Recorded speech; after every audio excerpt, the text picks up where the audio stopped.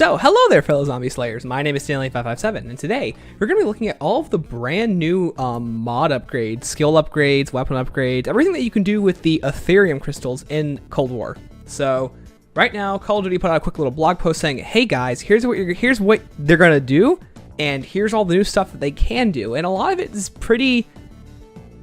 I've already read this article, I'm going to tell you all this right now. Cold War is going to be literally one of the easiest zombie games we've ever played. It's like, you guys want those gobblegums, basically? Half the new stuff has gobblegum upgrades, or they're just so much more overpowered than they already were before. But let's just go right over it. First of all, there's the new crystals. We have refined and flawless Ethereum crystals, and they don't really tell you how to do it. They just say that it's higher milestones. For example, once you beat round 10, you get 1 Ethereum crystal. After that, on round 15, 20, 25, 30, after that, you just get Ethereum crystals. You complete the Easter egg, you get 2 extra. You complete exfil, you get a few extra after that with some EXP. It doesn't really amount to anything once you actually complete and get all the Ethereum crystals and you upgrade everything. You can't earn anymore, but we don't know what the new round requirements are going to actually be to get these new refined or flawless crystals. We're probably gonna figure that out tomorrow through some testing, but let's just go right over it. So basically they made it so now every single weapon class, everything's getting tier 4 and tier 5 upgrades. So for example, all of the pistols, they now all get increased close quarter damage and increased critical bonus damage. And that seems to carry over for most of the weapons. What it basically seems to be is that the tier 4 upgrade is whatever the tier 1 was, and the tier 5 is just upgrading whatever the 2 was. That seems to be good for most of the classes. Melee is the only one that they say is going to be a bit different. This is right here that apparently once you upgrade it to a level 5, you it's more or less what Ethereal Razor was, where you get some of the health back whenever you kill zombies from BO4. So you have Frenzy Guard, which is the brand new field upgraders, I like to call them specialist upgrades, being introduced into Cold War zombies. It more or less works like the specialist ability Frontline from World War II. If any of you know what that is, what it does is that all the enemies that are nearby will more or less be attracted to you, pulling the attention off of your allies and allowing you to do double damage. This seems to kind of be like that, but in more of the sense that instead of you do double damage, it just pulls most of the zombies towards you, and all damage seems to just be taken by the armor.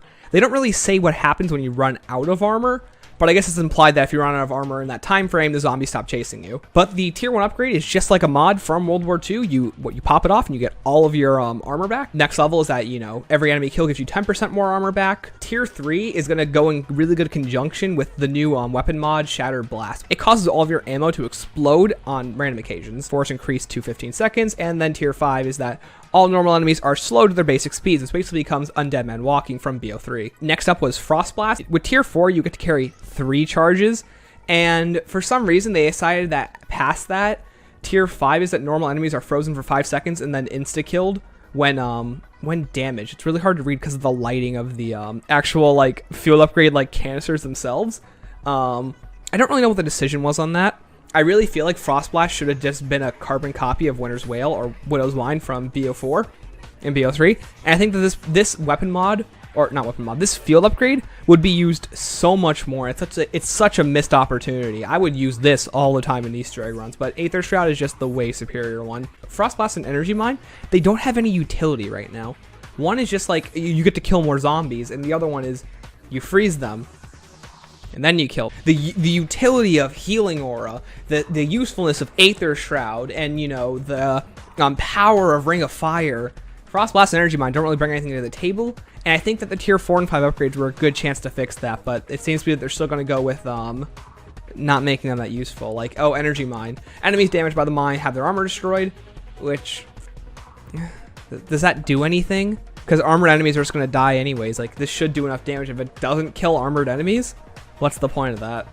And then the mine detonates 3 times in rapid succession, stunning special enemies, so it's good if you want to stun the Megaton or the Mimic, or as we call them on this channel, the Bargwa, if any of you are watching these live streams, or the Mangler, but that doesn't really seem that useful in the long run, because Ring of Fire just kills them so much quicker. These 2 abilities have no real good niche at the moment, but I think Frenzy Guard is doing a really good job at least filling up some kind of niche with that. Aether Shroud, the most overpowered one of them all next to Ring of Fire.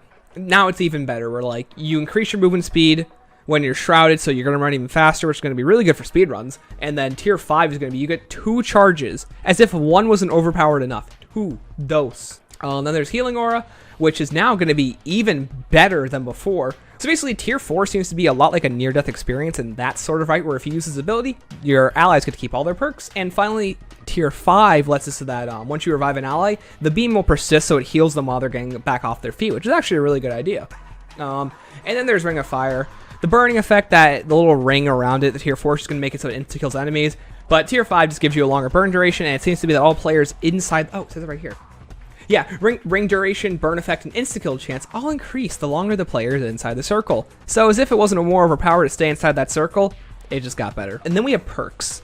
As if like the perk system in this game wasn't already broken enough, let's go over the Tier 4 and 5 abilities. Tier 4, with Tombstone, you respawn near the end of every round instead of the beginning of the next round, and respawn timers are reduced by 50%. Now, this is actually really good for not very good players at the game, and this reminds me of, it was called Impatient. It was a classic gobblegum in Black Ops 3, and you always respawned towards like the end of the round instead of the beginning of the next round. I thought it was a really good like ability, but if you're good at the game and you have good teammates, this really shouldn't be much of an issue. And then finally, Tombstone is now like basically the greatest clutch perk of all time. It prevents perk decay while down, but as long as you get revived, Tombstone Soda is always lost when down. So basically, instead of buying back all your perks, you just buy back Tombstone. So essentially, the way the perk meta is going to go now, you get your stamina up, you get your jug, you get 2 other perks, and then once you're done with that, if you don't want elemental pop or quick revive, you just buy Tombstone, then you buy your other perks along the way. You go down, you revive yourself, you lose nothing, you buy Tombstone again, and then you buy yourself revive, and you're overpowered again. Jug is even worse, and by worse I mean it's even better, but this is completely game breaking. Armor durability is increased by 25%, so in case your armor wasn't strong enough, here's more hits to the player now. I swear to God, by the end of like when they add more tiers, we're just gonna get the Margwa hat from the Shadow Man hat from Revelations, where you take 11 hits and you never die. And then finally, Tier 5 gives you Dying Wish. Instead of getting down on a lethal hit, armor is depleted and health is reduced to 1. Now, I know you're not invincible for the 9 seconds, but that entire extra hit, why? Do we need this? No. Literally, if all they do is add a timer to how long you can be invincible, that's all they did with that, it would basically be Dying Wish hat on a jug. And I remember this was actually leaked a long time ago before the game came out, when they originally had 5 tiers ready to be released at launch, but they only did 3, and now they're releasing the other 2. So this was like they're catching up. Speed Cola, Tier 4, you rebuild barricades faster, and a godsend. This is like probably the best upgrade in the entire game right now, in my personal opinion at least. Tier 4 for Speed Cola literally makes the mystery box spins faster. If you're going for that ray gun, oh my gosh, it's a blessing in disguise. It's so nice. It's so good. And you also fire and reload while sprinting at full speed, so that's really cool too, because there is a bit of a speed downgrade whenever you try to fire. So it seems to be that this is going to go hand in hand with the new stamina up. Quick revive. So now whenever you revive an ally, you actually get the modifier effect from Black Ops 4, which is whenever you revive an ally, it'll increase both players' movement speed for a limited time. So that's really cool. And killing an enemy while down will revive you and remove quick revive. So basically, this is also turning into self-medication, where if you kill an enemy, you get all your perks back. That doesn't really seem to be what that's becoming. At the very least, as long as you kill a enemy, you get back up instantly. So I guess this will really help save some of your perks and the DK time in case your teammates can't get to you fast enough. But that doesn't even matter, because if you have Tombstone and then Quick Revive, not only do you get all your perks back, but you kill an enemy, you lose Quick Revive and Tombstone, and you're basically back on your feet like nothing happened. I wonder if this will count with the self-revive counter. So that'll be really interesting to see how they balance that. Tier 4, for stamina up, you use equipment while sprinting, so, I mean, throw a monkey ball while you're sprinting. Pretty nice. And then 5 is you remove the sprint speed fall off. So basically, this becomes the modifier version of BO4's stamina up, where you just sprint infinitely. You sprint, like, you can sprint infinitely in both these games, but there's a fall off timer where you no longer have, like, the fast speed of it, but now you just have that permanent speed boost that you get at the first 2 seconds of running, and it never slows down, ever. You're running at maximum speed. You're like Sonic. Tier 4 for Elemental Pop is that increased enemy elemental weakness damage by 50%. So for those who don't know, certain enemies do have weaknesses. For example, the Megaton is weak to Dead Wire. So it'll basically increase all your Dead Wire damage to them by 50%. So that'll be, or kilowatt, whatever you want to call it. The electric alternate type upgrade. We know what it is. It's called, what do they call it? Dead Wire. It's Dead Wire. Okay. So Dead Wire. Basically, it'll do increased damage to the Megaton by 50% more as long as you have this perk active.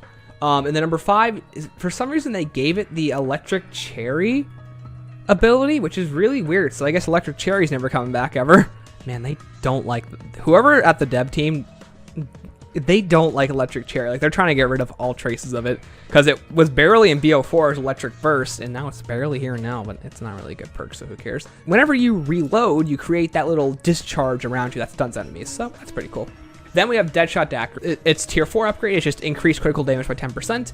And then tier 5 is that each consecutive hit on the same enemy deals 2% more damage to it for a maximum of 20% extra damage. So that's really good, especially for things like assault rifles, the ray gun, anything that's really full auto that can do very quick consecutive hits. This is going to be really good at stacking on extra damage to enemies. And I can't wait to see how this is going to stack up on like bosses like Orta and Firebase Z or the Megaton of D Machina. Alright, and then finally we're moving on to weapon mods. So first of all, we have the brand new weapon mod, Shattered Blast, which, if in case you don't know, bullets deal explosive damage. Each bullet has a chance to explode, dealing additional explosive damage and damaging any impacted armor.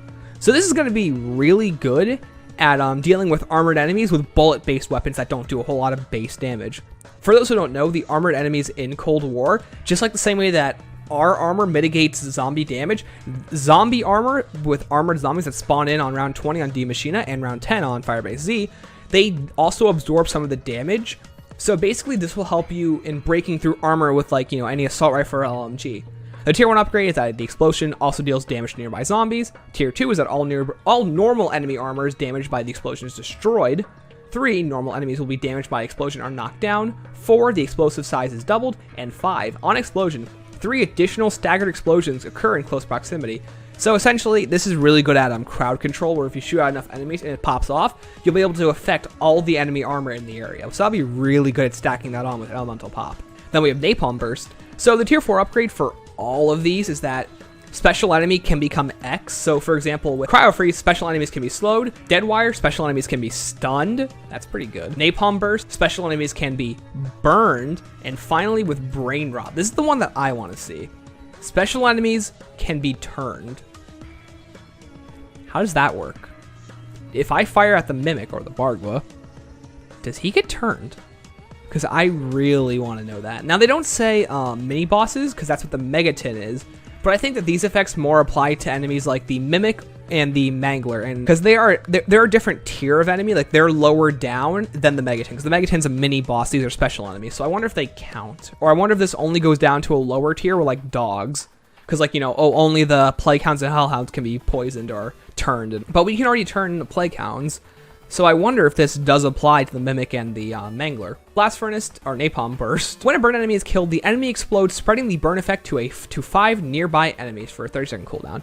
So basically, this is actually going to be a bit like how a turned fire zombie would work in the Chaos storyline in Black Ops 4, where if you turn them, they'll explode on enemies and leave behind a burning effect. Or like the Napalm zombie from Shangri-La. Tier 5 description for Dead Wire is that, on stun, an arc of electricity will jump from zombies and spread to stun 5 nearby enemies. It doesn't say that it does damage, but it stuns them, so that might not be very helpful in the killing potential, which is what Dead Wire has really lost in this game. It just stuns them, it takes forever to kill them. Cryo Freeze will slow more enemies, so basically if you shoot a frozen zombie, then they shatter. And then there's Brain Rot, which on death, the turned enemy explodes, turning 3 more nearby enemies, so that's really good. Other than that, they still don't really tell us how we're going to get these new crystals per se. I'm excited, but I'm also really scared. I think the best way to balance this would be that you pick one from each like track. You know, for example, Jug's like, you know, tier 4 and 5 ability, so that, you know, you only get Dying Wish, so that you can't just, you know, or, you know, or you only pick Tombstone special ability, so that you keep that perk decay, but it's easier to go down because you don't have that Jug Dying Wish.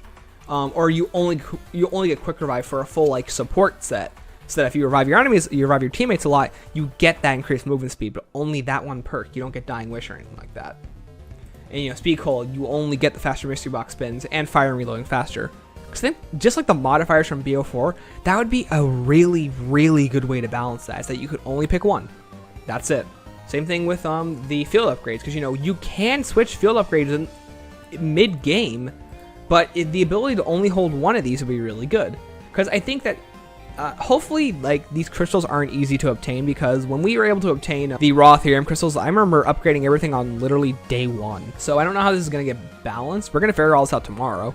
And I think the only other class I'd like to see would be shotguns. I wonder how that's going to work, but I think that's literally just the tier 1 and 2 upgrades where like it just increased close quarter damage and the increased armor penetration. But we're going to find out tomorrow.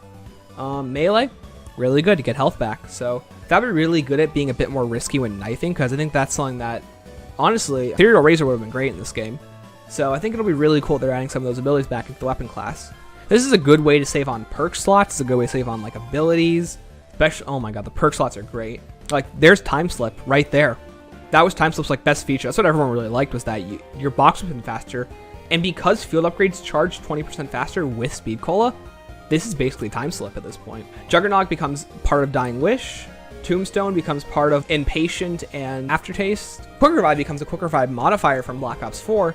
And also self-medication. Stamina becomes just the modifier. Elemental Pop becomes Electric Cherry, which is weird. And Deadshot just gets its own unique upgrade. So they're really doing a lot to change the gameplay while also saving a lot of time and effort on making new perks and ideas. So I think this is a good way to kind of like you take two similar perks and you just put them together. So I hope that Widow's Wine and Winter's Wail get that same treatment, because I think that one of those perks was really good. If you just slap both of them together, they'd make a really good perk. So hopefully all this is really fun to get. Hopefully these upgrades they're overpowered, but hopefully they're fun to play with. Again, Cold War is slowly becoming the easiest game. But that's a good thing, though, because the more you invest time in the game, it should be easier. But it's also going to create that much of more of a rift between like new players and the really good players who are they put more time into it. But you know what? You put more time into the game, at least that's a good philosophy. You should be rewarded for it. And this is something I've been wanting from zombies for a really long time. But I think it's so overpowered. So hopefully they balance it. Really want to see what they do. Treyarch, if you're out there, you're listening. This is still really cool, though. Don't think I'm not saying this isn't cool. I hope you guys like this new style of video, though. If you really like this, don't forget to subscribe. Tell me what you guys thought of this video. Thank you all for watching. And remember, keep on slaying.